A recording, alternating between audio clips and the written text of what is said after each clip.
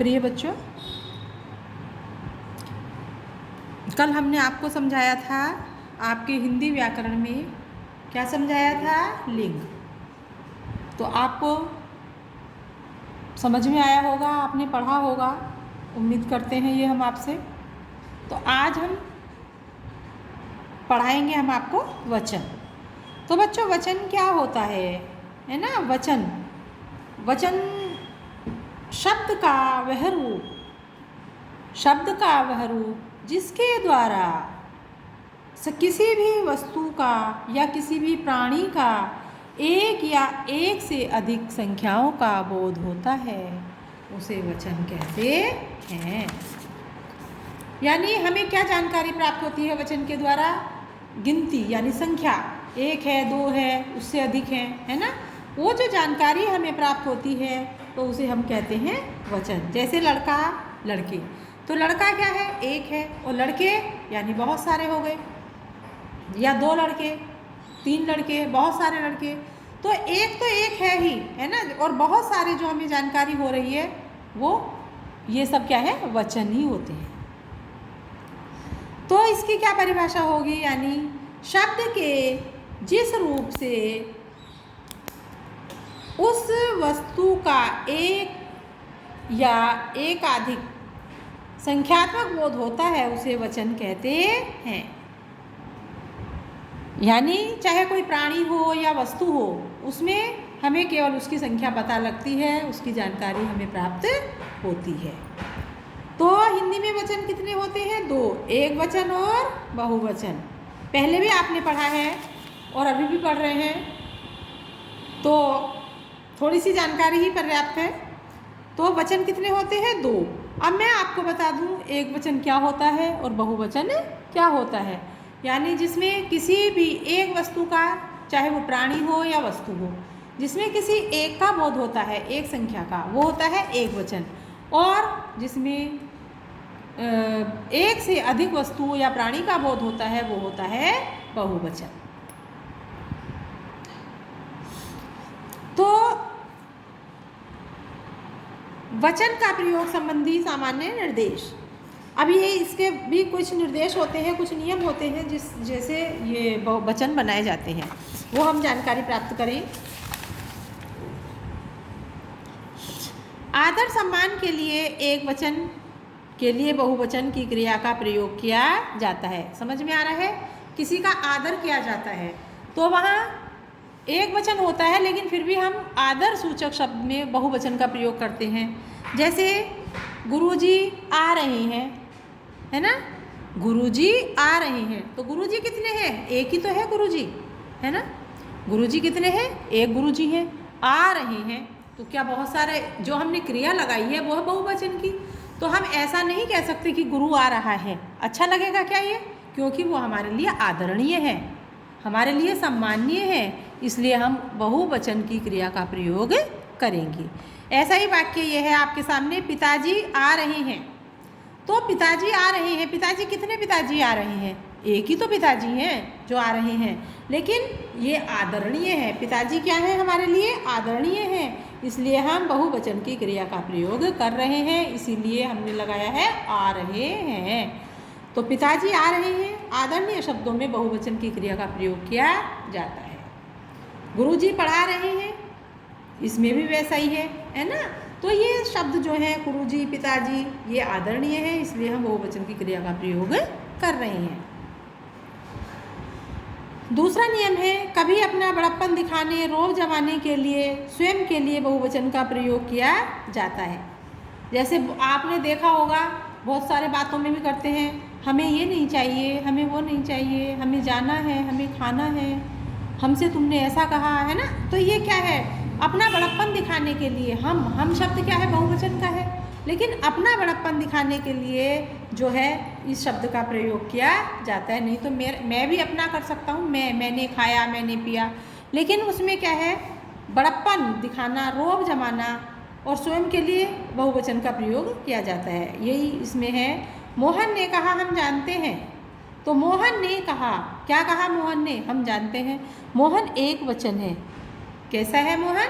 एक वचन, लेकिन इसमें बड़प्पन दिखाने के लिए जो है बहुवचन की क्रिया का प्रयोग किया है। हम जानते हैं, है ना, तो हम तो अकेला ही है ना, वो जानते हैं क्रिया बहुवचन की है, तो इसमें कभी अपना बड़प्पन दिखाने, रौब जमाने के लिए, स्वयं के लिए बहुवचन का प्रयोग किया जाता है। तीसरा नियम है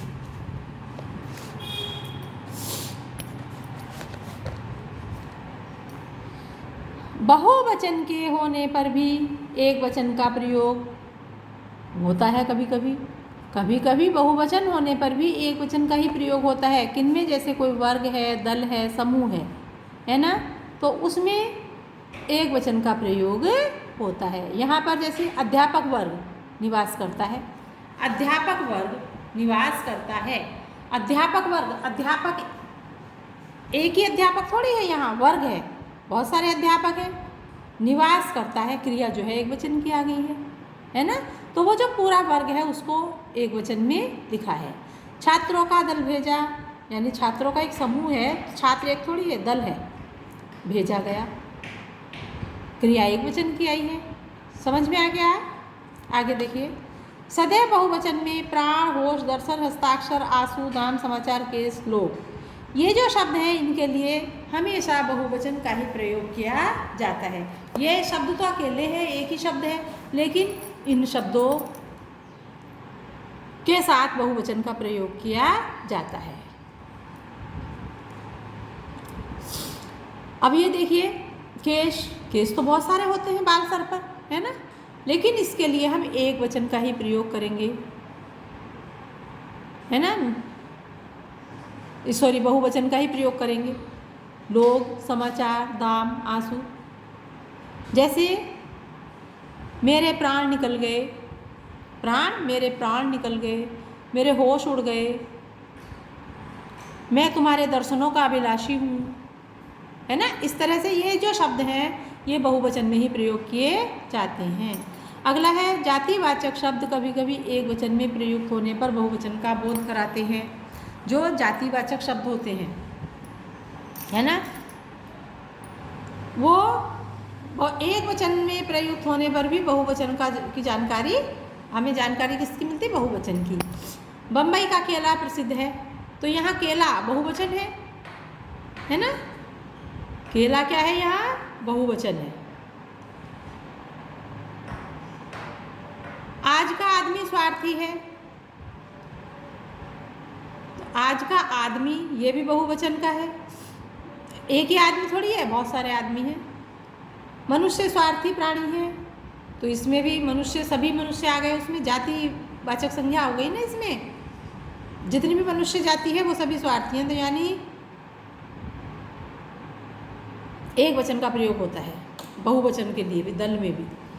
वाक्य में प्रायः वचन का बोध क्रिया के आधार पर होता है, यानी वचन का जो बोध होता है वो क्रिया के आधार पर होता है। खेल रहा है, बालक खेल रहा है, तो खेल रहा है एक वचन है, बालक खेल रहे हैं यहाँ बहुवचन है। तो किसके द्वारा जानकारी प्राप्त हो रही है? हमें क्रिया के द्वारा पता लग रहा है। यहाँ रहा है, यहाँ रहे हैं, तो रहा है एक वचन और रहे हैं बहुवचन। हाथी जाता है एक वचन, ये भी क्रिया से पता लग रहा है, हाथी जाते हैं ये बहुवचन, क्रिया से पता लग रहा है। अब अगला आता है बहुवचन बनाने के नियम, यानी आकारांत स्त्रीलिंग संज्ञा शब्द के अंतिम ए को ए करने पर, इसमें आँख अकारांत है तो इसमें बहुवचन में क्या कर देंगे? आँखें। गाय अकारांत है तो ये हो जाएगा गायें। पुस्तक अकारांत है, पुल्लिंग अकारांत, तो यहाँ पुस्तक, सॉरी, स्त्रीलिंग अकारांत स्त्रीलिंग, तो ये हो जाएगा पुस्तकें। यानी इसमें हमने बाद में क्या लगाया है? ए। अब स्त्रीलिंग के अंत में ई हो तो उसके स्थान पर या हो जाता है, जैसे नीति, ई का क्या हो गया? या, नीतियाँ, यहाँ लगा दिया है। टोपी का टोपियाँ, रीति का रीतियाँ, इसमें सब में क्या लगा है? या। सखी का सखियाँ, पट्टी का पट्टियाँ, साड़ी साड़ियाँ, नारी नारियाँ, बेटी बेटियाँ, चीटी चीटियाँ। तो ये समझ में आ गया आपको, केवल इसमें आपको या लगाना है। आकारांत स्त्रीलिंग में अंत में या लगाएं। लुटिया का लुटिया यानी चंद्र बिंदु वाला, चंद्र बिंदु आ जाएगा केवल। चिड़िया का चिड़िया, गुड़िया का गुड़िया, चुईया का चुईया, बुढ़िया का बुढ़िया। ये चंद्र बिंदु लगाने से ये बहुवचन बन गया। आगे आता है आकारांत स्त्रीलिंग में अंत में, ये तो हो गया। आकारांत पुल्लिंग में आ को ए में बनाने पर, घोड़ा ये आकारांत पुल्लिंग है, इसके बाद में लगा दिया ए तो क्या बन गया? घोड़े। पेड़ा तो क्या बन गया? पेड़े। गधा है तो क्या बन गया? गधे। खंबा खंबे, मेला मेले, पंखा पंखे, केला केले, चीटा चीटी, रास्ता रास्ते। अगला नियम है आकारांत स्त्रीलिंग में ए लगाने पर, ये आकारांत स्त्रीलिंग है, कथा कक्षा लता शाखा वार्ता, है ना। तो इसमें क्या लगा देंगे? ए लगाने करके बहुवचन बन जाएगा। कथा कथाएं, कक्षा का कक्षाएं, लता का लताएं, शाखा का शाखाएं, वार्ता का वार्ता। अब उकारांत शब्दों में भी ए जोड़कर उकारांत में लघु बनाकर ए जोड़ें। वस्तु तो वस्तुएं, वधु तो इसको क्या किया? इसको देखिए, वधु, वधु क्या है? उकारांत। कौन सा? ये उकारांत वधु। तो इसको हम क्या करेंगे? पहले लघु बनाएंगे, छोटा ऊ बना दिया, ठीक है। इस बड़े ऊ को जो है छोटे ऊ में बदला है, तब ए लगाया है, तो क्या बन गया? ये वधुएं। लू लुए, ऋतु ऋतुएं। यानी पहले ऊ को ऊ में बदला है, फिर बाद में ए जोड़ा है और फिर बहुवचन बनाया है।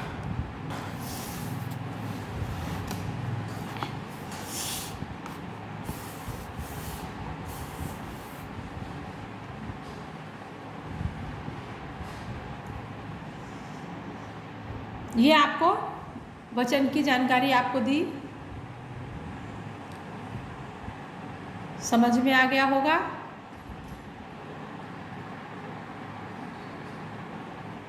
इनको पढ़ लेना, अपनी कॉपी में लिख लेना, कोई ऐसा खास आवश्यकता नहीं है,